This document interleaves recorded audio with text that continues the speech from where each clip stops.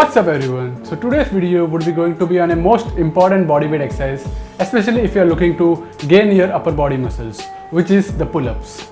So pull-up is nothing but a vertical pulling movement which majorly targets your back muscles, your entire arm muscles and some part of your upper chest and the core muscles, which acts as a stabilizing muscles while you perform the pull-ups. Now with the pull-ups, you can perform different variations of the exercises by changing the grip width or changing the positioning of the arm. The positioning of the arm can be either in a supinated position or in a pronated position. The supinated position is called as the chin-ups and the pronated position is known as the pull-ups. So in this video, we will be looking into how these different positioning of your arms and the grip width affects the different muscles and influences them.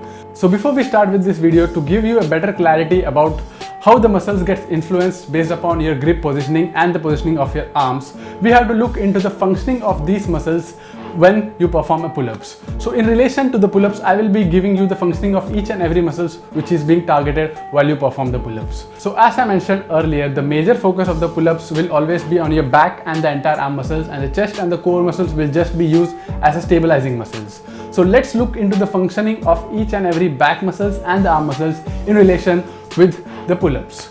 So the first muscle of our concern is the Latissimus Dorsi, which is also known as the lats. So the functioning of the lats is the arm adduction and shoulder extension in relation to the pull-ups. So when you perform the pull-ups, you can see that your arms gets closer to your torso. This is known as the arm adduction. When you pull yourself completely up, there is an arm adduction, and if you retract your shoulder blades, then you can see that there is also a slight shoulder extension. So this is the function of our lat muscles while you perform the pull-ups. The second muscle of our concern is the trapezius muscle, which is involved in the elevation of the shoulder blades, depression of the shoulder blades, as well as the retraction of the shoulder blades. And it also assists in the upward movement of the arm by rotating our scapula bone. And as you can see in the pull-ups, we are always in this position, that is the overhead position. So there will always be the elevation of the shoulder blades and also the upward movement of our arm. So these trap muscles will always be engaged when you perform any kind of pull-ups. The third muscle is the rhomboid muscle, which is involved in the retraction of our shoulder blades, which means that to pull your shoulder blades backward. So for this function, the rhomboid muscles are useful. So if you perform the pull-ups completely in a protracted manner like this, then there will be less activation of these rhomboid and the trap muscles. So that's why I already made a video on pull-up mistakes where I covered this. At the top, you should not do the protraction. Instead, you should retract yourself at the top so that you can engage these trap and rhomboid muscles properly while performing any variations of the pull-ups. The fourth muscle of our concern is the rotator cuff muscle, which lies in the upper region of our back. This is involved in the external rotation of the arm. So this is called as the internal rotation of the arm, where your humerus bone gets rotated internally, and this is called as external rotation, where your humerus bone gets rotated externally. So this will be influenced by the grip of the pull-up which you are using, which we will be seeing later on in this video. The fifth muscle is the bicep muscle, which is used in the elbow flexion. So as you are performing the pull-ups or chin-ups, there will always be some elbow flexion. The sixth muscle is your brachioradialis muscle, which is beneath these bicep muscles, and the brachioradialis muscle, which is also used in the elbow flexion when your arm is in a pronated position. So whenever you are doing this, there will always be an activation of the brachioradialis and the brachialis muscle, which is involved in the elbow flexion in a pronated position. The seventh muscle which has some influence while performing the pull-ups is the clavicular head of our chest. So as you are moving your arms upward, there will be some activation of your clavicular head of your chest muscles. Even though it is a pulling movement, but you can see that there will be some activation of your chest muscles depending upon the different grips which we are covering later in this video. And the core muscles will always be engaged in all the exercises, as I have discussed in a lot of my videos. So core is mandatory if you want to reduce the energy leaks while performing the pull-ups and increase your pull-up count. So you should always engage your core so that your body is not swinging side to side while you perform the pull-ups. Now let's look into the different grips and how they influence the different muscles based upon the functioning which we discussed till now. Now one thing you have to note here is that all the muscles which I discussed earlier, that is your back, your arm, your upper chest and your core muscles, will always be activated with all the variation of the pull-ups. But as you change the positioning of your arms, or if you change the positioning of your grip, which can be supinated or pronated, the influence on the muscles can be distracted or can be increased. So during the pull-ups, your arm will be in a pronated position like this. So as your arm is in a pronated position, there will be influence of your brachialis and the brachioradialis muscle as we flex our elbows. As I already discussed, in a pronated position, these muscles get activated. So if you use a wide grip, there will be a higher adduction of your arms. You can see that the range of adduction is very high here. So there will be a greater influence of our lat muscles rather than this brachioradialis and the brachialis muscles for the elbow flexion. Then as we move closer, as we bring our arms at a shoulder width apart, here there will be some slightly less engagement of the lat muscles since the adduction range has been reduced. You can see that now there is only this much of adduction, but the activation of our brachioradialis and the brachialis muscles increases because now the lats has reduced its influence while the brachioradialis and the brachialis muscles has increased their influence. Now as you bring your arms further closer, the influence of these brachioradialis and the brachialis muscles increases further, and you can see that the adduction of the arm is least here. So there is no adduction, so you will be having a greater influence of your brachialis muscles and the brachioradialis muscles. And also with the close grip pull-ups, you can see that there is slight arm adduction in an inward direction. What does that mean?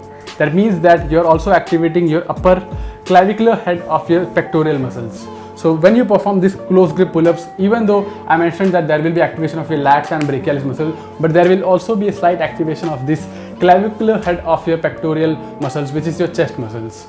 So the summary here is that as you move from a wider grip to a closer grip, the influence of your lats reduces and the influence of your arm muscles, that is the brachialis and the brachioradialis muscles, increases while you perform a pull-up. Now let's look into a chin-up. So while you perform the chin-ups, your hands will be in a supinated position, which means that your palms are facing towards your face. So here you can see that as I'm in a supinated position, which I discussed earlier, which is a function of our rotator cuff. So we are externally rotating our arms when we perform the chin-ups. So as we are externally rotating our arms, we will be getting some influence on our rotator cuff muscles. We will be having a greater influence on our rotator cuff muscles in comparison with the pull-ups.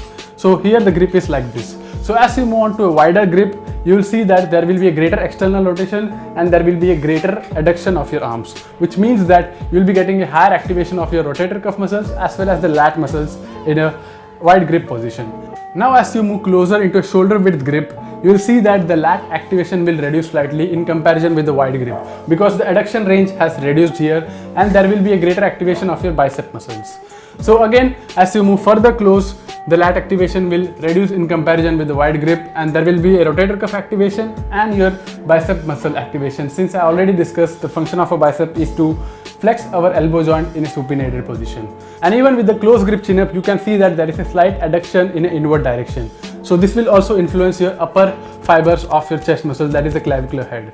So the summary here is that as you move on from a wide grip chin up, here you will be having a good activation of your rotator cuff and the lat muscles, and as you bring your arms closer, you will be reducing the activation of your lats and you will be increasing the activation of your bicep muscles. And yes, there will be some influence of your rotator cuff as well because we are in externally rotated position.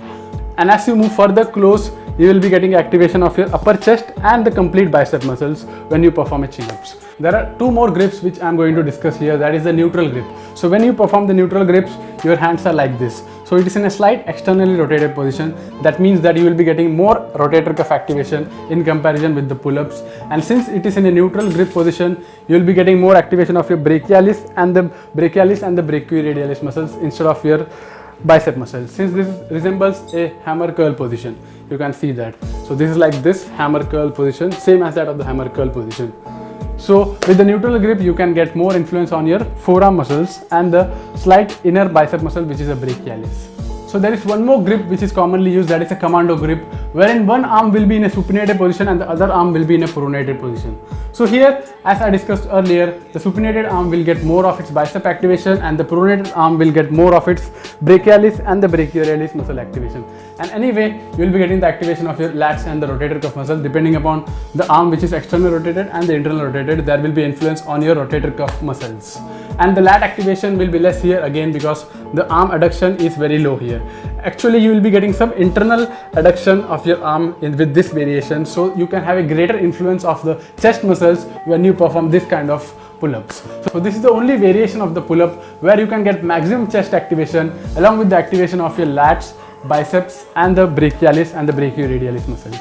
So now you might be wondering which pull-up variation should I use to get a wider back and to increase my arm muscles. So I would say that you should use a combination of all these variations because every variation has its different effects on your muscles, and overall you will get a complete strength development and also the muscular gains when you use different variations of the pull-ups, because every variation will give a different stimuli to your muscles for its growth. So to summarize this video in short, I would say that In case of the pull-ups, you will be having a greater activation of your forearm muscles along with the back muscles, and in case of the chin-ups, you will be having a greater activation of your bicep muscles similarly with the back muscles as we discussed earlier. And in case of the neutral grip, again you will be having more activation of your forearm muscles, and in case of the commando grip, you will be having the activation of both the bicep muscles and the forearm muscles of the other arm.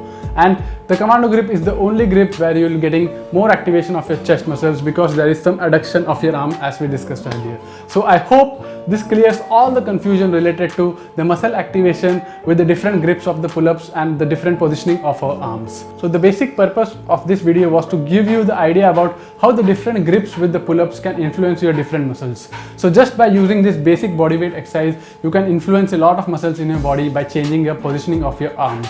So you can just realize how important this exercise is, and if you set up a pull-up bar at your home, then you can easily maximize your upper body gains. I can guarantee you that. And you can also check out this video where I have discussed completely on how to set up the pull-up bar in your home.